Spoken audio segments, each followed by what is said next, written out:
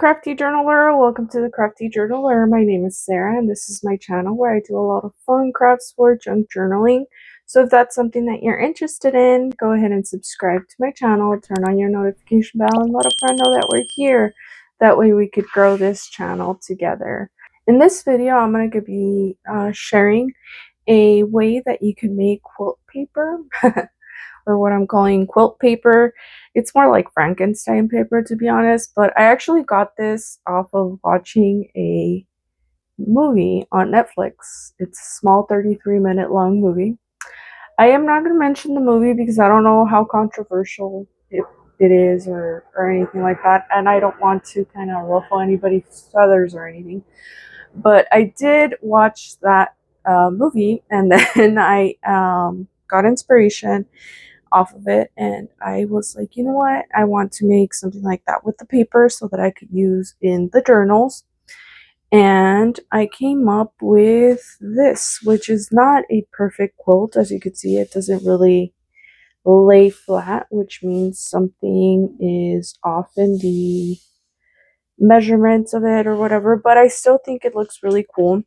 And you could still use this in your journals. You could also even use it to wrap your journals, so on and so forth. I think it looks really cool. I'm still not done with this one, but I thought it would be fun to kind of show you and then have you follow me along a little bit, so that you could see how I am doing that.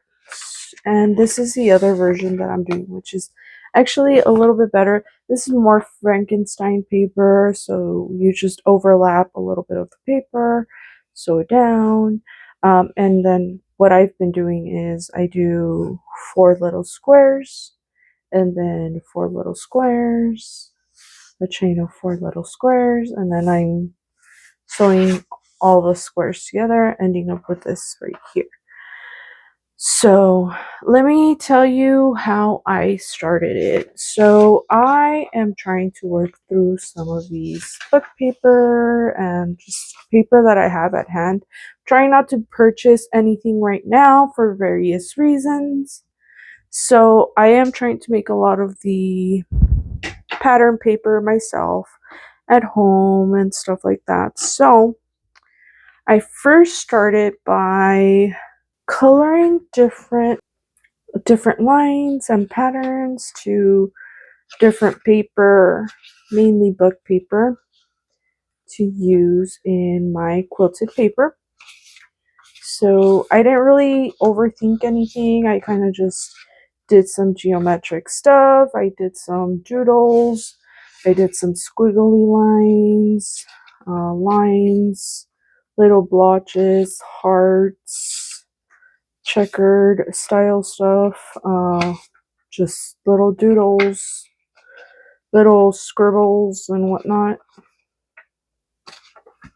little circles, little like squiggly stuff. I don't even know what that is, but it looks cool. Circles, more circles. I did mainly circles, to be honest, because I couldn't really think of a lot of stuff that I could draw or anything like that. And so I ended up with this.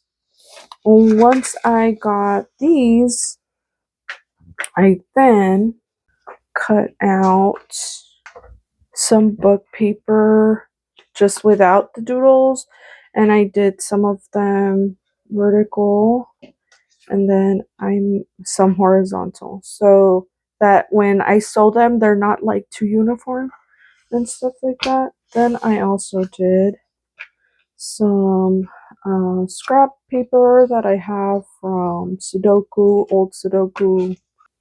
I don't think they're called coloring books, but they're in a coloring book kind of thing. It's just a puzzle book, I guess. And then I had some scrapbooking paper. And I ended up cutting them to size. I tried to measure and try to keep it as even as possible. However, to be honest, I didn't do such a great job at it, but I was like, you know what? I'm just gonna work with what I got. So now Once I did that, I then took my stuff, my paper, to my sewing machine, and then for the one that's overlapped, I overlapped 4, sewed down, connected another one and sewed it down, connected another one and sewed it down. I did the same thing here. I did sew, sew, sew, and then again sewing, sewing, and sewing. Once I did that, I then went and connected all of them together by sewing vertically, I guess, because this is horizontal. Yes, vertically. And I connected one of the chains to the second chain, the second to the third chain, and then we ended up with this, a cute little ready to use scrapbooking type paper. I didn't really measure. I just tried to kind of eyeball everything, which I think is the first mistake I did. This here is 13 by 11 and a half. I mean, I don't know if it's a mistake. It's kind of a learning curve situation. Also, I'm not a big fan of trying to over perfect things in junk journals. I feel like when you leave a little something that is, we call them happy accidents here. So when you have a little happy accident, it gives it character and stuff. So yeah, this is what I ended up with. On the other version that I did, I actually, what I did is I laid 2 of them together, like so, straight stitch down. Then I cut the corner so that when I sew them to the other paper, it doesn't bulk up too much there. I then folded one side. I did the same thing on the opposite side. I fold it. And then I open it up and then I try to kind of fold it. I am trying to keep it as straight as I can. Fortunately, again, happy accidents happen, so they're not super straight, but they're not so crooked or anything that they're unpleasant to see. So right now in this one, I have 1, 2, 3, 4, 5, 6 in this chain. I am going to make another 2 chains that are about 6 in length as well. And then I'm going to connect them all together. So I will bring you along so you can watch how I do a chain for each of these. Because once you see that, you can probably figure out how to connect all of them together as well. And then you can make a whole bunch of fun little unique paper for your journals. Okay, so with that being said, and now that I have you in the loop, I am going to pause this video right here. Then I'm going to set it up where my sewing machine is, and then we'll get to sewing. Okay, so I think I have it at a good angle where you could see what I'm doing. Hopefully you can. So this is what we're going to be doing. We're going to be grabbing random papers. I am trying not to keep them too matchy in certain areas, but I also have a limited amount of the scrapbooking type ones, so I'm trying to space those out as much as I can. So I do have a lot of the book paper ones and a lot of the Sudoku ones. So what I'm doing is I am finding my edges like so. I am then putting the paper in here like so, and then I am going to place this down. I'm using the first line that's right out of the petal right here.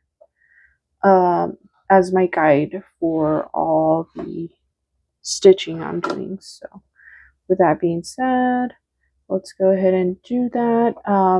It is going to be a little loud. My machine is a little older, so it makes noise. Excuse us. And here we go. So I stitch forward a little bit. I then go backwards, and then I go again. What that's gonna do is actually gonna give it a little bit of a hold, so it doesn't unravel easy when you're like maneuvering it and stuff like that. So okay, so and then again we go backwards a little bit, and it's getting stuck, which careful with stuff like that.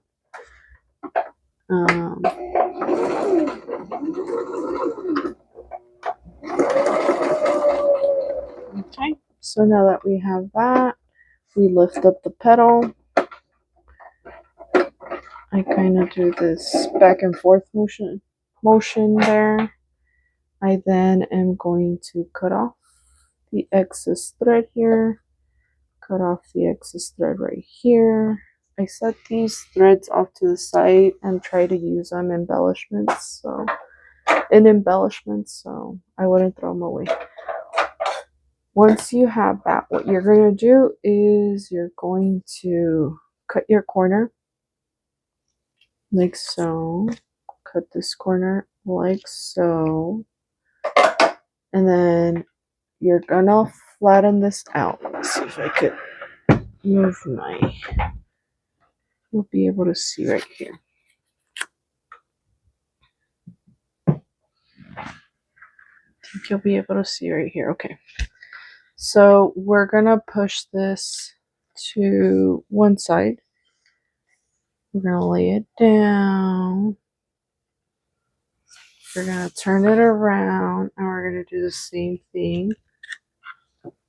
I'm gonna fold it and lay it down. Crease it a little bit. Now we're gonna open it up like a book, sort of, and we're gonna try to get it to lay flat. So you don't want it to bevel. So whatever works best, we'll do that. It kind of works out right there. It's kind of beveling, so you can probably go in there a little bit more in the middle. And there you go. That kind of works-ish. Once again, there we go. So it's not perfect, but it works. So now we're gonna do another one. So we'll grab let's grab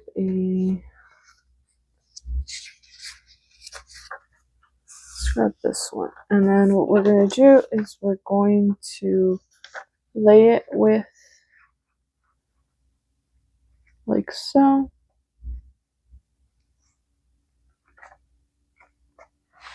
And bring our sewing machine back right here.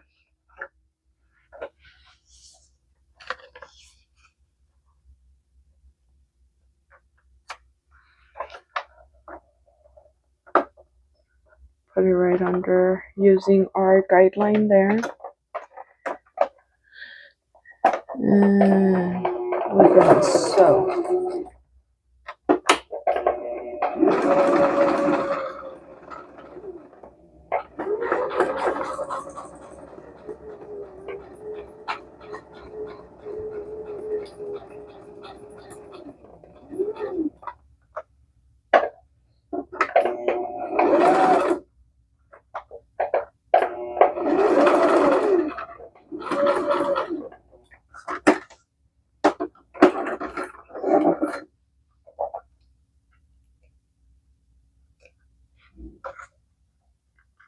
Okay, we're gonna cut the corner cut the corner.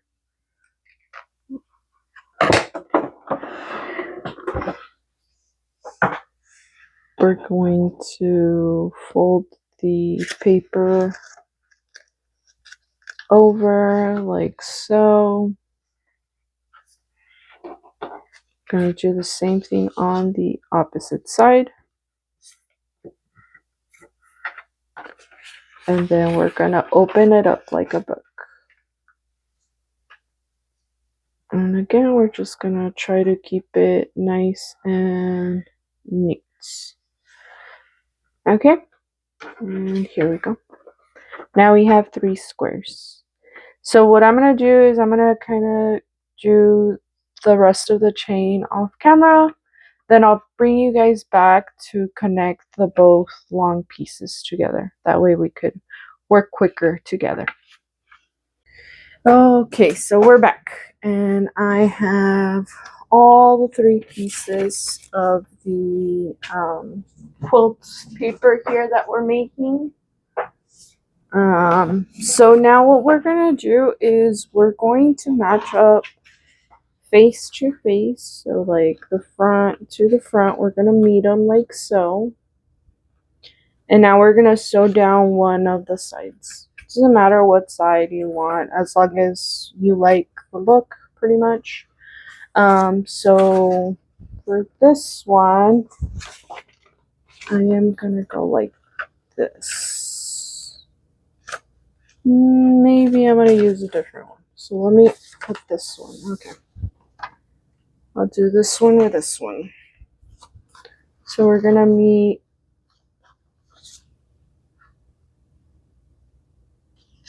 this with this.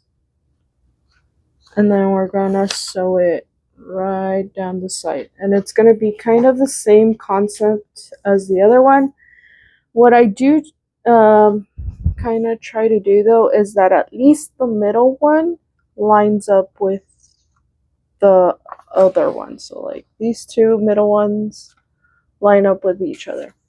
The other ones kind of don't really line up, but as long as the middle one lines up, you'll be able to kind of camouflage that back there. So okay, we got it. We're going to be using the same line to keep that there. And now we're just going to sew. We'll go one way, go backwards. So we do want to take it slowly because we don't want it to mess up the sewing stitch and end up with a crazy bevel or a crazy indentation or anything like that. So take it easy breezy, so slowly but surely kind of sewing.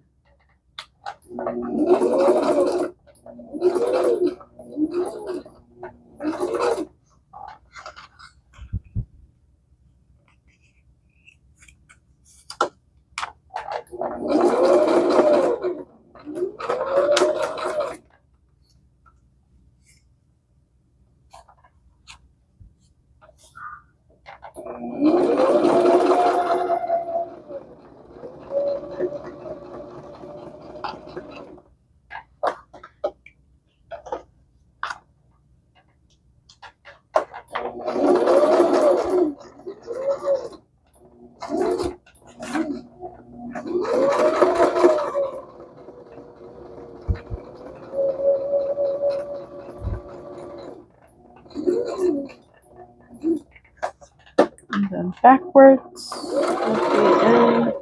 And then forward. So we got that there. Oh, right in time too, because my bobbin just ran out. Okay, so now that you saw that part, I am going to do the other one off camera just because it's a little easier on me to do that. I'm at a weird angle I do have back problems, so kind of hurts. But basically what you're going to do is, again, this part, you're going to cut off the corners, and then you're going to fold this one way, and then you're going to fold it the other way. My husband just got home, and he's talking to the dog, so you might hear him in the background.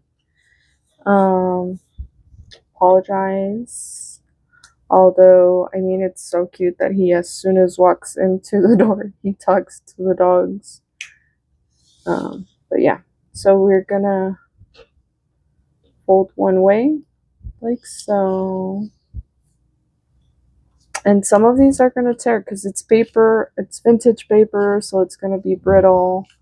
But we're gonna take care of all of that in the last step of making our quilt paper. So we don't freak out about those right now. We'll freak out about that later.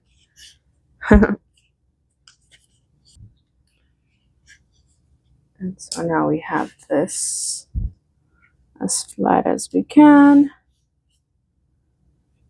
Because it's bulky, some parts are not going to stay down until you sew them down, which again we'll do at the last part. But if you did everything as best you can and as neatly you can, you'll end up with something like this. And then you're gonna sew your third row on here. Honestly, this looks so cute already. Super excited. Alright, let me go ahead and do the last row, and then I'll be right back. Okay, I think I found a good angle for the sewing machine and me. So hopefully this works out. So hopefully that'll work out. Okay, so now we're gonna flatten this out. And now with many quilts, you could sew this down in different ways. You could just follow your outline your borders kind of thing. Or you could do little designs, whatever the case may be. I think I'm going to go ahead and do it the simple way, just because it's the first time I do quilted paper like this. So I am going to sew down along the long side, and then I'm going to sew down each and every line, like so, to make kind of like squares and stuff. And I'm going to do that using the Peaks and Valley stitch, or I don't know if that's what it's called. It's a cute little design. I love using that stitch, so that's the stitch we're going to be using. I'm going to be using the same black thread, but I think it would be a good idea to use a lighter thread if you want to not make it a focal point or anything like that. I actually kind of like that look, so I'm going to keep it with that same black thread. And you're just guiding your paper as you go, trying to keep it nice and flat if you can, and so on and so forth.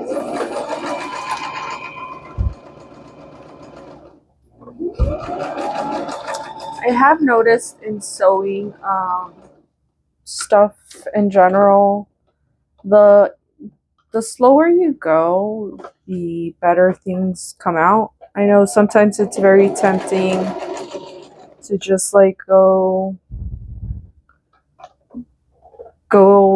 Fast and the Furious mode. But with sewing, it's probably easy does it is probably a better method.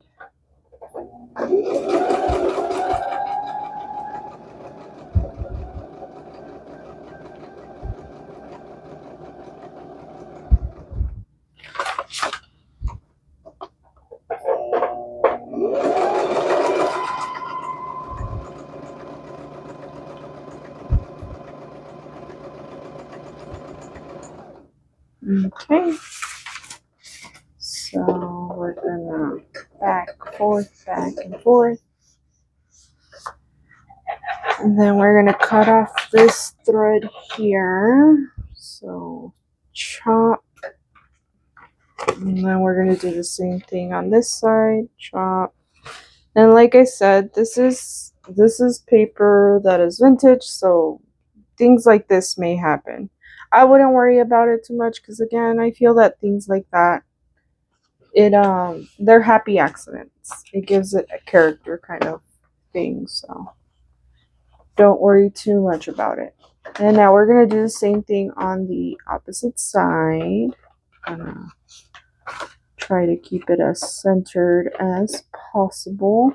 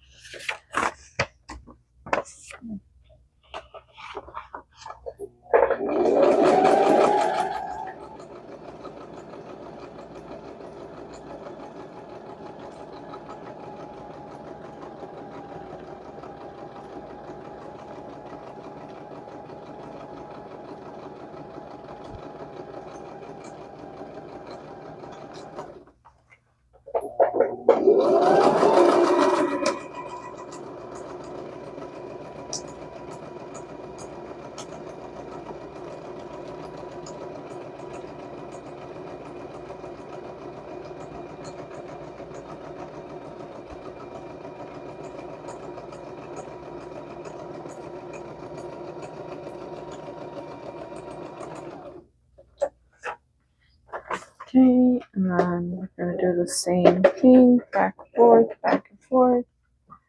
And then I actually am going to use my scissors to cut off this little excess here.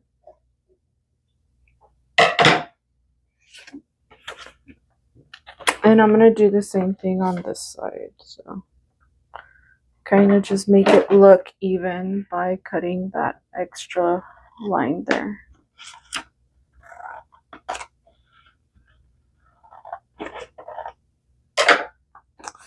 Okay, so now we're gonna sew down each and every one of these with the same pattern. It's gonna take a little bit, so I will be right back. Okay, and so we're back, and this is what we ended up with right here. Now, I am actually gonna leave this video here. Come back tomorrow or maybe even later today, depending on my time availability. Just because it does take some time to edit and all that fun stuff.